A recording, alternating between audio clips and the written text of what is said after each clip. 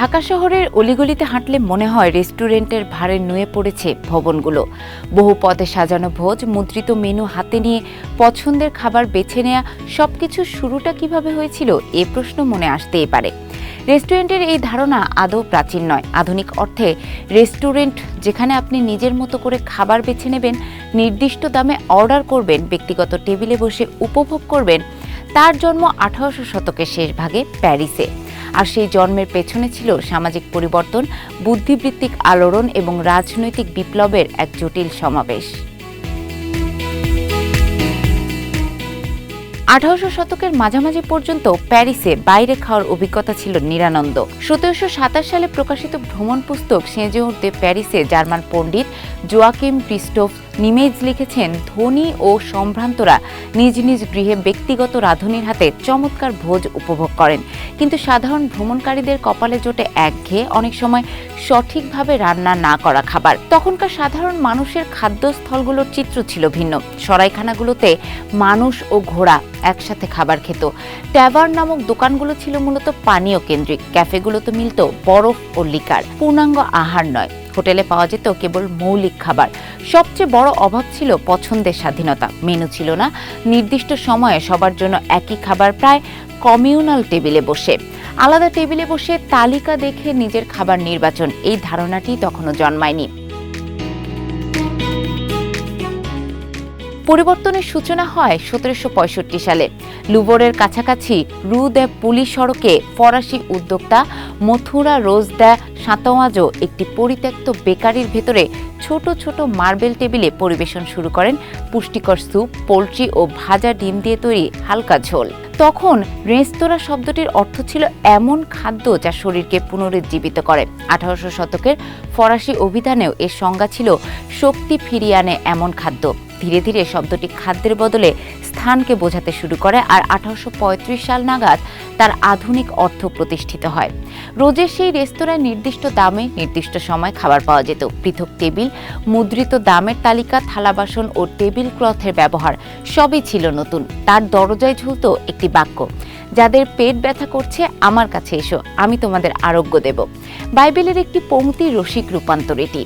1767 সালের সেপ্টেম্বরে দার্শনিক ডেনি দিদ্রো সেখানে প্রথম আহার করেন। তিনি মুগ্ধ হয়ে লিখেছিলেন, এটি বিস্ময়কর, সবাই এর প্রশংসা করছে। তবে এই সূচনা ছিল কেবল প্রথম ধাপ। প্রকৃত বিস্তার ঘটে প্রায় 2 দশক পরে প্যারিসের প্রাণকেন্দ্র পালে রোয়াল এলাকায়। একসময় এটি ছিল রাজকীয় আবাস। পরে তা রূপ নেয় এক আধা আবদ্ধ সাংস্কৃতিক কমপ্লেক্সে। উদ্যান, থিয়েটার, বইয়ের দোকান, জুয়ার আসর, ক্যাফে, যেখানে অভিজাত ও মধ্যবিত্ত একত্রে মিশত। 1786 সালে কাউন্ট অফ প্রোভোসের সাবেক রাঁধুনি আতোয়ান বোভিলিয়ে সেখানে খুললেন লা গ্র্যান্ডে ট্যাভের্নে দে লন্ড্রেস। ইতিহাসবিদদের মতে এটিই প্রথম পূর্ণাঙ্গ আধুনিক রেস্টুরেন্ট। রোজ যেখানে পুষ্টিকে গণমানুষের নাগালে এনেছিলেন, বোভিলিয়ে সেখানে ব্যক্তিগত আভিজাত্যকে জনপরিসরে নিয়ে এলেন। পালিশ করা মেহগুনি টেবিল, সমৃদ্ধ আসবাব, ঝাড়বাতির সোনালি আলো, সব মিলিয়ে এটি ছিল এক মঞ্চসজ্জা। 1798 সালে এক ইংরেজ ভ্রমণকারী তার মেনুতে 178টি পদ গণনা করেছিলেন। 10 প্রকার স্যুপ, 12টি স্টার্টার, 10টি মাংসের পদ, 36টি ডেজার্ট সহ অসংখ্য বিকল্প। আহার এখানে এক সামাজিক আচার, এক অনুষ্ঠান হয়ে ওঠে। এই আভিজাত্যের আড়ালে জমছিল রাজনৈতিক অস্থিরতা। পাল বল ছিল একই সঙ্গে ভোগের ও বিদ্রোহের কেন্দ্র। গসিপ, স্বাধীনতা ও সমতার ধারণা এখানে দ্রুত ছড়িয়ে পড়ছিল।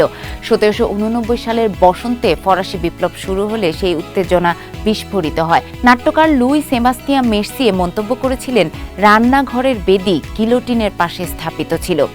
বিপ্লব রেস্টুরেন্টকে ত্বরান্বিত করে। আভিজাত পরিবারগুলো নির্বাসনে গেলে তাদের রাঁধুনিরা কর্মহীন হয়ে পড়েন। অনেকেই নিজস্ব রেস্টুরেন্ট খুলে বসেন। ব্যক্তিগত প্রাসাদের হট কুইজিন জনসাধারণের জন্য উন্মুক্ত করেন। একই সময় সংবিধান প্রণয়নের জন্য প্রাদেশিক প্রতিনিধিরা প্যারিসে আসেন। তাদের প্রয়োজন ছিল শান্ত, নিয়ন্ত্রিত আলোচনা স্থল। রেস্টুরেন্ট সেই প্রয়োজন পূরণ করে। 1789 সালে প্যারিসে প্রায় 50টি রেস্টুরেন্ট তৈরি হয়ে গিয়েছিল। 1804 সালে তা বেড়ে দাঁড়ায় 500টিতে। 1825 সালে প্রায় 1000 আর 1834 সালে 2000-এরও অধিক। মেও ভেরি এবং লে ত্রয়াফের প্রভোসর মতো প্রতিষ্ঠান মধ্যবিত্তের জন্য আভিজাত্যের স্বাদ এনে দেয়। রেস্টুরেন্ট তখন আর শুধু বিলাসিতা নয়, তা নিম্নবিত্তের নাগালেও পৌঁছতে শুরু করে। ফ্রান্সের প্রতিযোগিতা তীব্র হলে অনেক শেফ বিদেশমুখী হন। ইউরোপের অন্যান্য শহরে গড়ে ওঠে ফরাসি ধাঁচের রেস্টুরেন্ট। 1837 সালে নিউ ইয়র্কে ডেল মানিকোস প্রতিষ্ঠা হয়, যা যুক্তরাষ্ট্রের প্রথম পূর্ণাঙ্গ রেস্টুরেন্ট হিসেবে স্বীকৃত। রেস্টুরেন্টের জন্ম কেবল রন্ধন প্রণালীর বিবর্তন নয়, এটি আলোকায়ন যুগের সমতা ও যুক্তিবাদের ধারণা থেকে পুষ্টি পেয়েছে। অভিজাত রুচির পরিশীলনকে জনপরিসরে এনেছে এবং রাজনৈতিক বিপ্লবের অভিঘাতে দ্রুত বিস্তার লাভ করেছে।